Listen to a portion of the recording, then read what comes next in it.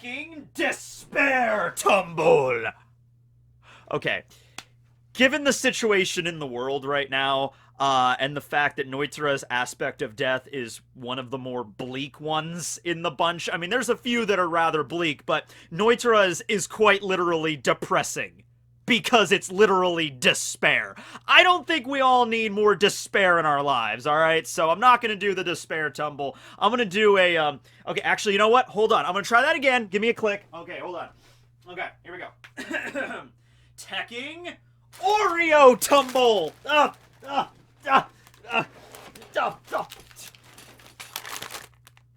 Because in these dark times, we at least have Oreos to get us through. Yep, I'm not even sponsored by Oreos or anything, it's just that Oreos are awesome, like, obviously, right? Okay, so anyway, today we're talking about Espada number 5, Nnoitra Gilga, and he fought against Kenpachi, so already that gives us some energy here. It's like, ooh, we get to talk about a Kenpachi Zaraki bloodfest today, that's always fun. Nnoitra just happens to be involved in the situation. Alright, so, Nnoitra, the way he embodies his aspect, keep in mind, Ukiura was also somebody that brought up despair quite a bit when he was fighting against Ichigo, but of course Ukiura did it in a much more calm way, stoic way, almost referring to the fact of like, there is no hope for you, Ichigo Kurosaki. You cannot defeat me. There is nothing you could do to end my existence. You will die here. You must feel that despair upon you. You know, he just said it so matter-of-factly, the way Ukiura said it, and just like, listen, that's just the way it is, you know? Now, Nnoitra, though, he definitely embodies that despair to the point where he really wants his enemy to know how screwed they are. He wants to see the light in their eyes go out before he finally brings down his giant, you know, 8-figure shaped sword. I do love his weapon. I just have no idea what the hell to call it. You tell me what this thing resembles. I'm like, all right, it's like it's a pole arm kind of weapon, but it has a blade that like comes down and then up, and it's sort of shaped like an 8 or like the infinity symbol, but there's like things missing in the middle. I don't know what the hell to call this thing. It's just Nnoitra's weapon. That's what it is. It's, well, Santa Teresa is its actual name. I'm talking about like the weapon itself. Like, what would you even call this?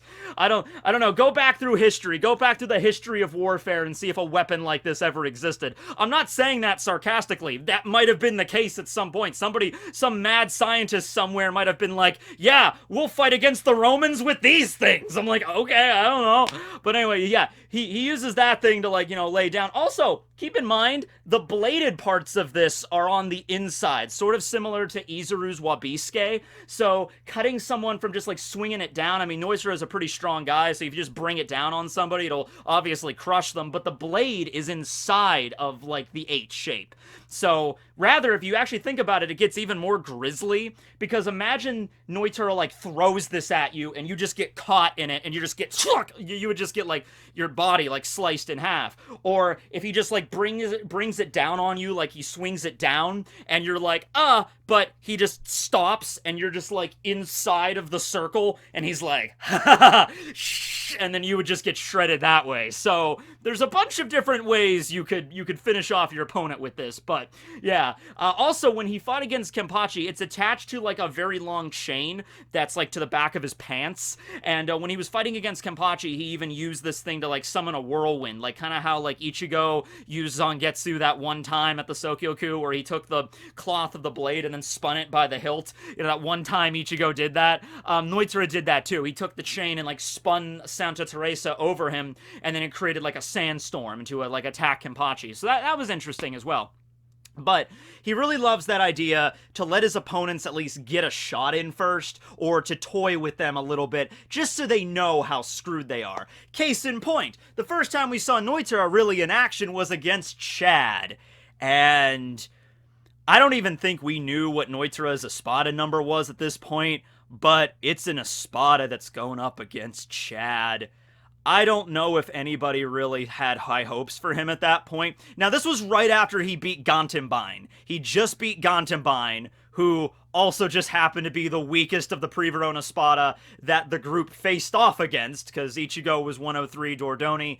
Yeah, Chewy Sandwich was number 105, that's who Uryu fought, and then 107 was Gantenbein. So he was one of the weaker members of the Pre-Verone. And so Chad defeated him, you know, La Muerte, there we go, the death. And boom, and he's got his new left arm, and he's got his remodeled right arm, and it's like, all right, that's looking good. And then Nnoitra shows up right after the fight is over, like right after he blasts Gantenbein through a wall. Nnoitra is just there, and he's like, hey, you one of those intruders? What's up? And you gotta give it to Chad. Chad is like, oh, okay, he's an enemy, I'm gonna take him down with my left arm of the devil. Ugh! And then boom, punches him, and Nnoitra just looks down, and he's like, that all you got? I kinda hope it is. And then just the look on his face, it just, oh yeah, there's that despair. I love it! And then just slices down Chad. Now, Chad did get up from that attack, and he tried to punch Nnoitra again, but Tesla appeared.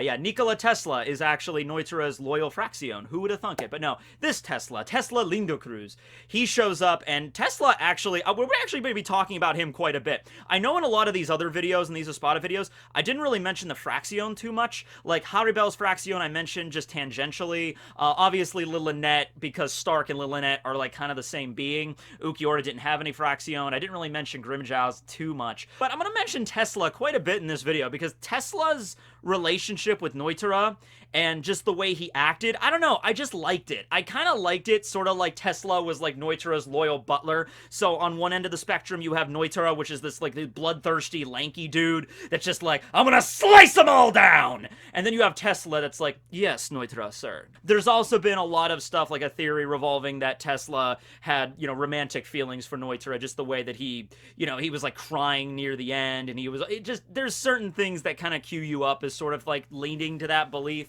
But either way, I just like Tesla's character, so we'll be mentioning him a few times as well. But yeah, Tesla had a really interesting sword. Remember it? It had a blade, but it had like an opening in the middle. You can fill it up with Ryatsu to work as like a shield, and Chad punches it and blocks the attack, and then he collapses after that because of his injuries. And Nnoitra gets really pissed at Tesla for doing that. He's like, you don't think I could have survived an attack like that? And Tesla's like, oh, of course, I knew that, Nnoitra, sir, but I just wouldn't let such a scum such as himself even daring to touch your amazing body. You know, he doesn't exactly say that, but just he's very professional. It's Tesla, okay? So anyway, Nnoitra realizes that, yeah, Chad wasn't much of anything. And it really sucks for Chad. It always happens with the dude, you know? He's just like, he takes out the third seat, Tetsufosa and Joji. I remember that from the 8th Division, and he's like, all right, I'm going up against Shunsui, and then boom, just gets sliced down immediately. Boom, defeats Gantenbein, boom, gets cut down immediately by Nnoitra. Noitra's next encounter is with Ichigo. So I would imagine he was just kind of waiting on the sidelines, waiting for Grimjow and Ichigo's fight to end, because once again, Nnoitra loves the despair. I liken him a lot too. Have you ever read Toriko? Neo, all right? Because just to give you a really quick idea, Toriko is a series that's based around food and taste and stuff. That's like the whole point of the story. And so there's a creature called Neo that its favorite flavor is despair. So it'll literally hunt its prey, like, but it won't eat them right away. It'll, like, find something to hunt, and then it'll be, like, the animal will be so scared, Neo will just chase it around for, like, days and days on end. This thing can't sleep. It'll just constantly be shaking, because no matter what it does, it can't get away from Neo. And then finally, after days and days of chasing its prey, when the despair is just peaked, Neo will just, will then devour it, okay? So that's kind of similar to Nnoitra, if we're being straight up, because imagine Nnoitra is sitting there with Tesla watching Ichigo fight Grimjow, and they have that big epic fight, and they're clawing at each other, and Ichigo's going Hollow Mask, and they're just beating the crap out of each other, and then finally, Ichigo just, whoosh! He, like, deals the finishing blow to Grimjow. He goes down, Grimjow, he reverts back to his sealed form, his resurrection dissipates, and Ichigo's there, and he's with Orihime, and he's all beat to shit, but he's like, I did it, Grimjow, I won. But Grimjow stands back up, and he's like, Ichigo, don't think this is over yet.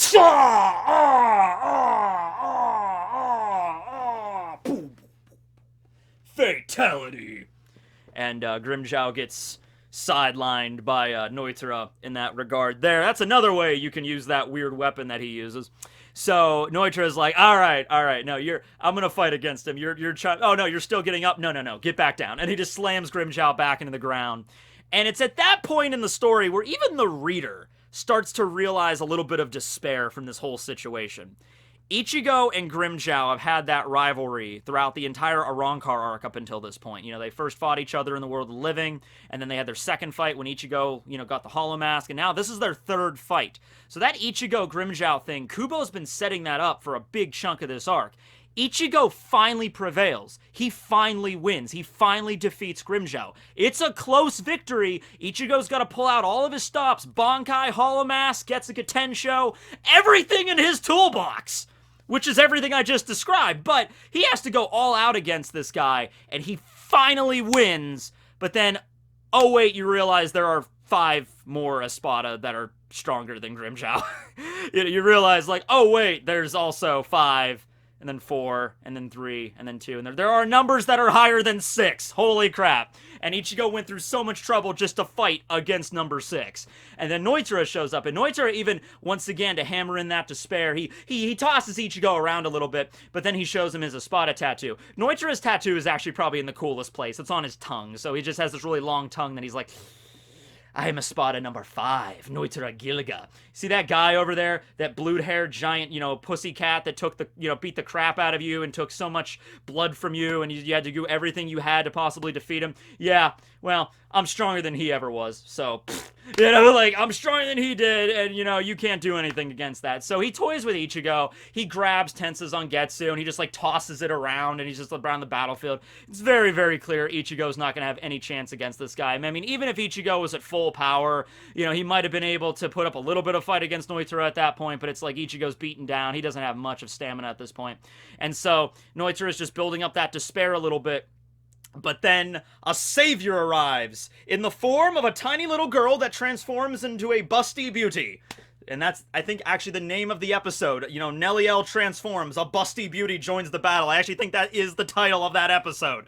Alright, so anyway, Nell transforms. She reverts back into her original form, Espada number 3, former Espada number 3, Neliel 2 Oda Shwonk. Shavok, whatever. And anyway, it's actually very apropos that Neliel transforms at this particular scene, because Nnoitra and Neliel have a past together. Basically, the past comes down to back when Nnoitra was, he was still an Espada, but he was a lower rank. He was Espada number 8, I believe, back then. Neliel was number 3. They would often get paired up to fight, certain things. They'd be sent out on missions together. And Nnoitra could not stand her. And the best reason we always get for this, Nnoitra is one of those Espada alongside, Grimmjow, that constantly, I am the strongest, I'm the absolute strongest, even though, once again, you have a number 5 tattooed on your tongue. If you want to complain, if you want to go around and whine so much about how you're the strongest, and you're the, no one can beat you down, you should be going to fight Aizen, and if you can't win against Aizen, then shut the hell up, alright? Or, at the very least, go fight against Stark, or go fight against Yami in his release form, and if you get your ass kicked by them, then once again, shut the hell up, okay? You're not the strongest, alright? And beating up Ichigo, beating up Chad is not going to prove otherwise, okay? Anyway, yeah, he's Espada number 5, though, and he was, back then he was 8, and, he really hated Neliel, for 2 reasons. Number 1, Neliel kept beating him down. It was very clear Neliel was stronger than Nnoitra. And the other reason was, and he even said this to Tesla, because she's a girl. She's a woman. I am not going to be weaker than a woman. And you know what? Honestly, this is something that goes back to Haribel's backstory a little bit. Now, remember, Haribel's backstory was mostly all anime. But it brought up an interesting point of hollow gender. And Haribel mentioned in that flashback in the anime, there's not that many female hollows out there, and the ones that are around are kind of prey for the males. It seems to be, disproportionate. It's probably, just something that's, standard for Nnoitra, men are just, they're the men hollows are the ones that hunt and destroy, and then there's, the female hollows, the few of those that exist, they are just, inferior to the male hollows. And that's just probably just a credo that, Nnoitra adopted. And so here's Nell, though, Espada number 3, wicked powerful, wicked strong, and it's very clear that no matter what Nnoitra did back then, in a fair, straight-up fight, Neliel kicks his ass. every day of the week, you know? And Nell does it in such a way, because Nell is not somebody that rubs it in his face, like, I am stronger than you, ha ha ha ha, I am Neliel, you know? No, it's just like, she reads books, I don't know where you get books in Hueco Mundo, but she's just really chill about it, and like, she's just like, yeah, I kicked your ass, what about it?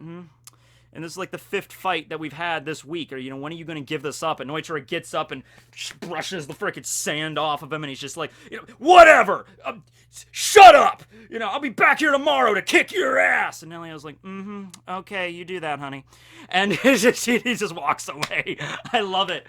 So there's, this all comes to a head, though. Eventually, there is a scene where they're sent to go eradicate a colony, where I don't know if they're sent to eradicate the colony. I think they might be sent to just get this colony of hollows to work for Aizen, like recruit more soldiers. So Neliel and Nnoitra go to the colony, and Nnoitra just immediately wipes it out.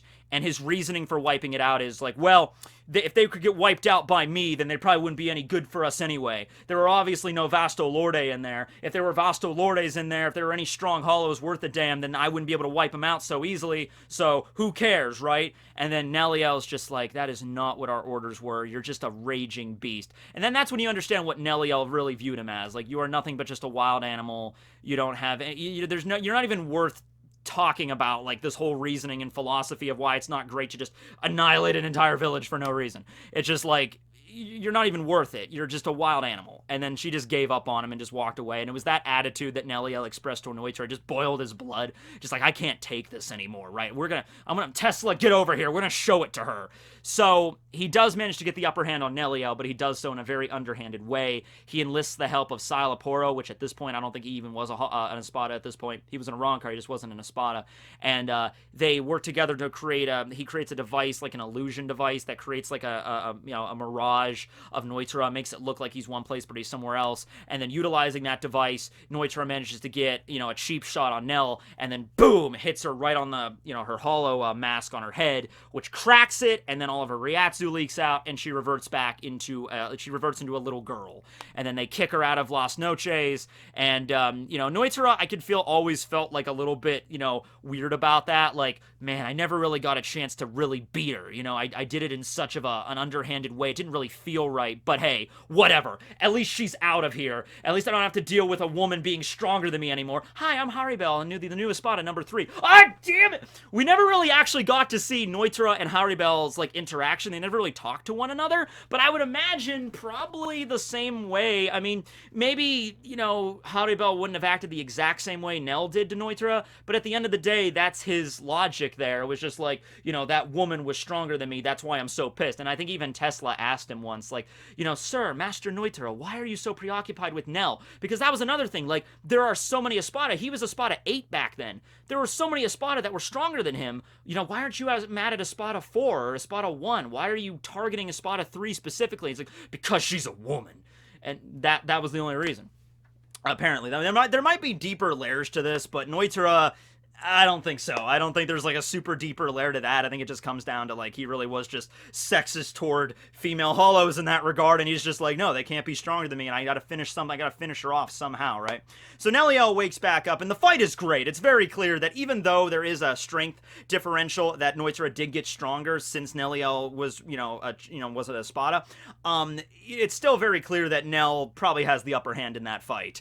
Now, granted, Nnoitra did not release his Resurrection, and he did get a few shots on Nell, but it was very, very clear that, like, okay, once Nell went into her Gamyusa form and she had the javelin and everything, Lanzador Verde, and then she fires the shot at Nnoitra and it breaks part of his sword, and she kind of had him on the ropes there, and just one more shot was gonna finish it, and pop back into a little girl. Damn it! Like, worst possible timing too. I would say it's because, she was burning up a lot of Ryatsu, and she still had the hollow fracture. She still had that, that gap where all her Ryatsu was leaking out, and then she went into her release form, so that just drained it even more. So she got, like, one attack off in her release, and then she reverted back into a child. And so at that point, Nnoitra took the advantage and, like, I win! And then Ichigo tries to stand up because he's the only one still alive. He's still capable of fighting at this point. But then Tesla arrives and he's like, Nnoitra like, finish him off, Tesla. I'm bored. I don't even want to deal with him right now. And so Tesla's like, yes, sir.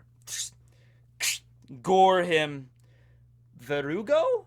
Veruga? Veruga. Yeah, it means wart in Spanish. Veruga. And he transforms into a giant boar, like, that hits the gym. He's just, Gadoosh! Ichigo! Welcome to my land of pain! Bam! Bam! Bam! Bam! Tesla really jacks up Ichigo. Like, Nnoitra was just kind of playing with him a little bit. But that fight, even though it doesn't last that long, and he's just a Fraxione, you really kind of feel bad. Like, freaking, I think Nothing Can Be Explained starts queuing up in the background, like, nothing can be explained. Boom! Boom! He's just, like, beating the ever-loving ham sandwich out of Ichigo. And he's got his head, and he's, like, squeezing him, and just, like, he's like, you will fall. And he's like, oh, please stop. You're so damn strong.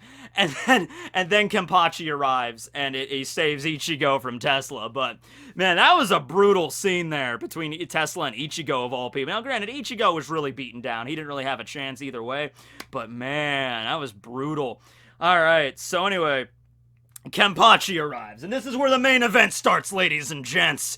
I hope you got your tickets, because I hope you stay away from the front rows. It's gonna be a splash zone, oh yeah.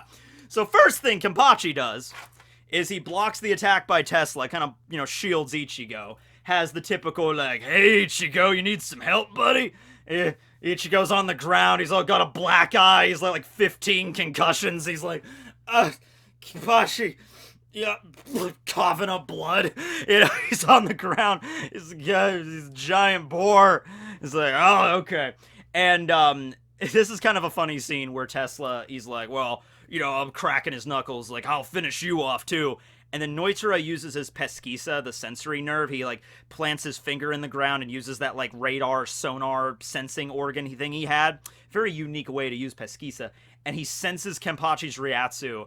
And he just immediately, like, Tesla! Run away! And then with one attack, not even two-handed, just one-handed, Kenpachi just, like, the hell are you? Some kind of, like, weird Pumbaa, whatever, shing, and then just slices him in half in one hit, lops off Tesla's arm, cuts him in half, and just, boom, hits the ground, and he's just there.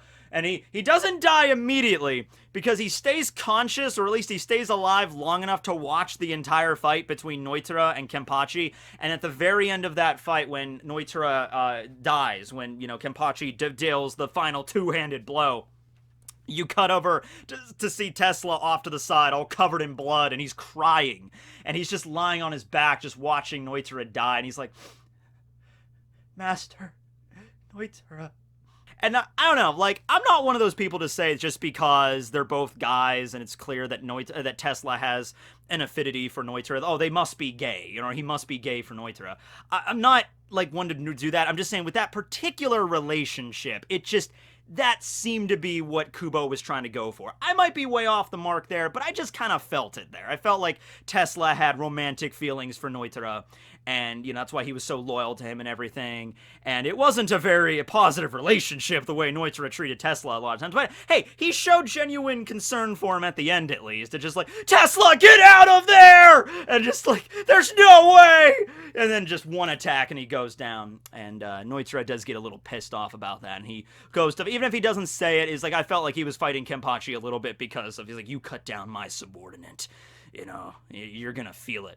So Kenpachi and Noitra's fight gets on, alright? Now, Noitra's special ability amongst the Espada is he's got the strongest hierro. He's got the strongest skin, okay? So punching through him is gonna be hard. And even Kenpachi had problems with this at first. Even there's that scene where Kenpachi lands a hit on Nnoitra and Nozarashi just rakes right down Noitra's chest, and it just doesn't seem to do anything to him. It hits him and Noitra's like, whoa! It didn't really do much of anything, just kind of like vibrated his bones a little bit, sparks shot off, but it's like, Kenpachi's like, you got some pretty tough skin there, buddy. He's like, yes, I have the hardest hierro of all the Espada. Would you please stop doing that? You're not gonna, please stop trying to cut me, it's not gonna work, So the fight continues, and, eventually, Nnoitra made a boo-boo. He actually accidentally knocked off Kenpachi's eye patch, which... yeah, no. And actually, Kenpachi was even annoyed by that. He was just like, he knocks off the eye patch, And then Kenpachi doesn't realize that right away, and he goes to attack Nnoitra like he was going to anyway, and that attack finally managed to slice him hard, and he's bleeding. And then after that, Kenpachi, like, goes to, like, touch his face, which I'm not going to do because of the situation, and be like, huh, you damn idiot, you knocked off my eye patch! You know, now this is gonna be no fun at all, now I gotta find it somewhere, where is it? I'm not gonna get on my hands and knees and dig through all this damn sand to find my eye patch. This was on you, alright? And the Nnoitra's bleeding out. He's like, huh, whoa, okay. Whoa, I'm not used to seeing that much of my own blood. Okay, woo! You know, so he's a little bit disturbed by that. And Kenpachi proceeds to just hack him up a little bit more. He's got blood splatter all over the place. And, he proceeds, though, I think it's at this point where he proceeds to stab Nnoitra through his eye patch. Because you look at Noitra's eye patch, and he's talking about, like, okay, let's say this scenario is what you're dealing with this, okay? It's like, all right, you're fighting against an opponent that has impenetrable skin, and what would be your next step forward after that? It's like, okay, their skin is impenetrable. Probably the next thing you would arrive at is like, all right, let's try to attack their mushy parts of their body, the parts that aren't, like, built up so much, like their eyes or, like, inside of their mouth, you know? And that would be your next goal. And Nnoitra himself, he's got this giant eye patch on his eye, kind of looks like a sock, sort of. It's just, like, covering up his entire eye. So it's just like, all right, that's a good target, might as well. And he just shing and just rams Nozarashi right through Noitra's head. And I wasn't reading Bleach back then, like, on a weekly basis, but I would have loved to go back and see what people would have said about that when it was actually revealed. Like, he just ran him through, and I think that's where the chapter ended. And then in the very next chapter, it's like, oh, Noitura's dead! Wait, Nnoitra died? He didn't even get his resurrection. That's bullcrap. And then in the next one, he's just like, you think you cut my... You think you killed me just because you ran your blade through my head? Pfft. Rips off his eye patch, and you see that his hollow hole and his hollow mask are both in that place, right? So literally, Nnoitra is operating with a hole in his head, which kind of makes sense now that I think about it. He's got a few screws loose, or he's got a hole in his head, you know, right? So he's just like, yeah, you're right. I mean, if you did stab me in the head, I wouldn't live, but... you didn't technically do that. So everyone's like, oh, really? Come on! Even Ichigo's off to the side like, wait, it's there? Oh, come on, really? So anyway, he does that, but he decides to release at this point. Kenpachi cuts him down a little bit more. Yachiru's in the background watching the fight. I actually rewatched it, and there's a scene where Yachiru's off to the side, and she's just, like, licking her lips at, like, the bloodlust in the air. She's just like... And then later on, when you find out what Yachiru really is, you know, with Nozarashi and everything, you start to feel like, oh, okay, you know? And so just go back and rewatch the Nnoitra Kenpachi fight, but view Yachiru as, like, the sword giving its own commentary in the background, like, the bloodlust is coming. Like, yeah, it makes more sense when you look at it like that. So anyway, he cuts him down a little bit more, and Kenpachi starts to get the hang of it, and he kind of like, okay, you knocked off my eye patch, and I've really gotten the hang of this from now on, so I'm gonna slice you apart, you know, and he's bleeding out, and then Nnoitra goes on his little fit, and he's like, no, I am the strongest, I'm the strongest, pray, Santa Teresa! And then treachery plays up in the background. Look, okay, Nnoitra was 5th Espada. There was a lot of other really cool scenes with other Espada, like Ukiura and Grimmjow and everything like that. The scene where Nnoitra releases, that is probably one of the most badass release scenes out of all the Espada. Ukiura's was really good too, when he does, like, you know, he does that, and then the Segunda Etapa. I really like when Stark goes in his release, but I'll tell you what, man, just the sound and everything, like, all the spiritual pressure starts to just geyser out of Nnoitra, and Ichigo and Orihime and Yachiru, they're kind of watching him, and they're even starting to get a little nervous. Like, Yachiru's even watching and being like, oh, Kenny, this isn't good. And Kenpachi's watching him, and he's just like, okay, let's see where this goes.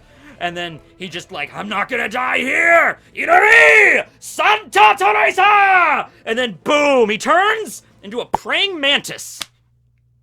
Let's take this moment to admire the praying mantis in all of its glory.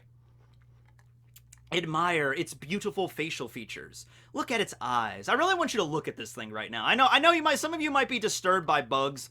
Some of you might get kind of creeped out. Don't worry, guys. It's just a picture. It's not going to move out of nowhere. All right? It's just a normal picture of a praying mantis just watching you. Admire its legs. Admire its eyes. Admire its... Oh my god, it moved! What the hell? Okay. Well, anyway, praying mantises. I have a relationship with praying mantises. It was one hot summer day, I remember. I was about maybe only 6, 7 years old at best, walking through my neighborhood on the asphalt, and I spied something odd on the road. A green blob in the distance. I didn't know what it was, so I kept on walking down the streets wearing my Digimon Velcro sneakers, and I saw it.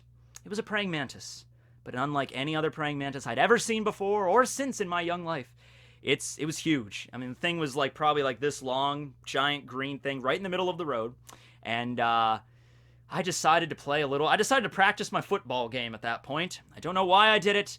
Many might say I saved so many little innocent insects that day, but I reached out with my foot, and I got a running start, and you could hear it. Like, it was big enough that you could hear the impact, and then as it whizzed through the air, and it landed in somebody's yard, like, a couple dozen feet away, and I went about my day. Now, you might say I am a cruel monster, which I kind of was, but once again, think of all the insects that this thing, like I said, had to be like the colossal titan. Like the little ants just trying to make their way in the world. The little ants trying to make their little colony and trying to provide for their queen and everything. And then all of a sudden, boom!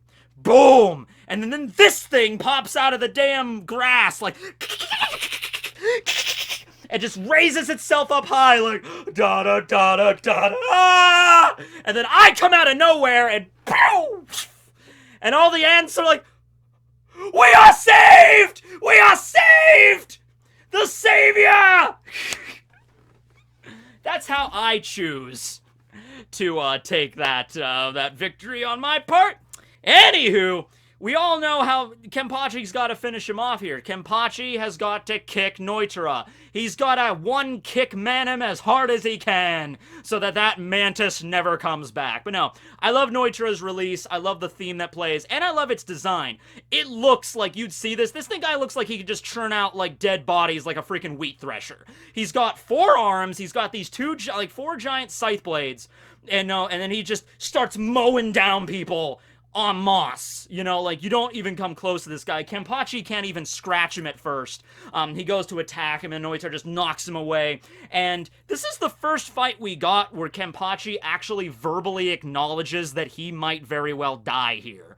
Where he's like, you know, he's like super ecstatic. He's like, oh, this is gonna be fun! And he just dives and just starts doing the hack and slash thing. But the thing is, Nnoitra, all of his wounds are healed. His Harrio's back up and operating fine. He's got 4 arms. He's got 4 blades that are also super long scythes.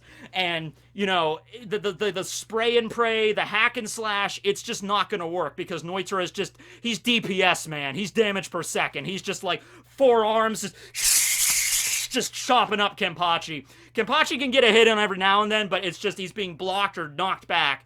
And then after a few exchanges like that, then I think Invasion starts queuing up, which is another, like, top-level Bleach soundtrack, you know? And then he gets knocked around a lot, and then Nnoitra, he's not afraid that he's gonna lose. He's not afraid that he's getting damage. He even says this to Kenpachi. He's like, what is with this guy? I'm the one attacking. He's the one bleeding. I'm fine. So why does he keep laughing?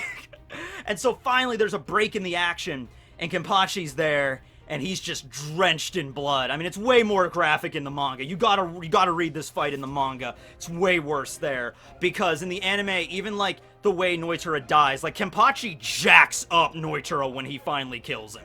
In the anime, it's way toned down. There's way less blood. But anyway, Kenpachi's there, soaked in blood, and Nnoitra's there, like, he's panting, and Kenpachi just kind of like, he's bleeding from his neck, and he just kind of like plops his hand on his neck, and he just looks at all the blood. He's like, huh, damn, I might actually die here. And you have this like rare solemn moment with Kenpachi where he's like, I don't want to die, you know. And then you're like, okay, well, all right, there's some character development for you there. Now, something else that Nnoitra can do is, he even does this, is that he can also, he doesn't have 4 arms, he actually has 6, and those last 2 he keeps hidden, and he can pop them out whenever, and he does that and, like, impales Kenpachi with them, and then he can, like, take his new, like, well, okay, well, he has 6 arms, but he's only got the 4 swords, right?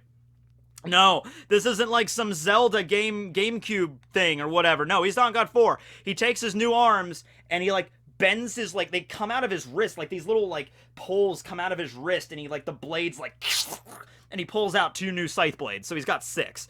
So it's like, oh god. Whoa, this is gonna be tough. And let's be honest here, like Kenpachi was about to lose. Nnoitra was way stronger than him. Let's be straight up here. He was hacking him down. Kenpachi realized that he only had one way out of this. One possible way that he could be stronger than Nnoitra. He could beat him in this one instance. It was a technique that he didn't like to use. It was a complicated one, too. Very difficult technique. Only the most expert sword masters in the world, like even Yamamoto, had trouble mastering this technique. Kenpachi diverted all of his brain power immediately from blood and death to trying to figure out a strategy, and he got one. Nnoitra had enough. He just launches in one final attack at Kenpachi, just like, I'm gonna finish you! And Kenpachi's like, okay, here we go.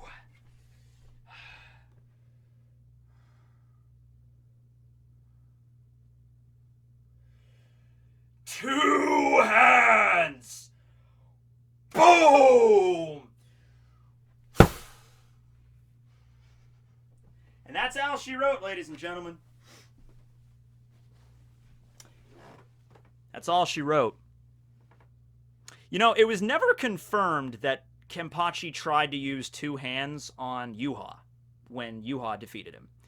Or I guess that was Royd in that situation. So maybe if Kenpachi just... It's a technique he doesn't like to do. 2 hands? I mean, come on, man! That's a lot of effort you gotta put in there. 2 hands? Who the hell swings a sword with 2 hands? So he does it, though, and he slices down Nnoitra. I love just Kenpachi logic. I love it. He's like, hey, did you know that if you swing a sword with 2 hands, it's stronger? And Nnoitra is like, what? Of course! That's common sense! And Kenpachi's like, is it? I don't know. And like I said, in the manga, he gets jacked up. Like, Kenpachi slices right down, lops off 3 of his arms, big giant gash on his torso, blood is just geysering, arteries are just severed, and there's blood all over the sand, and Nnoitra's like half of his body is like split in 2, and he just passes out in a pool of his own blood and dies.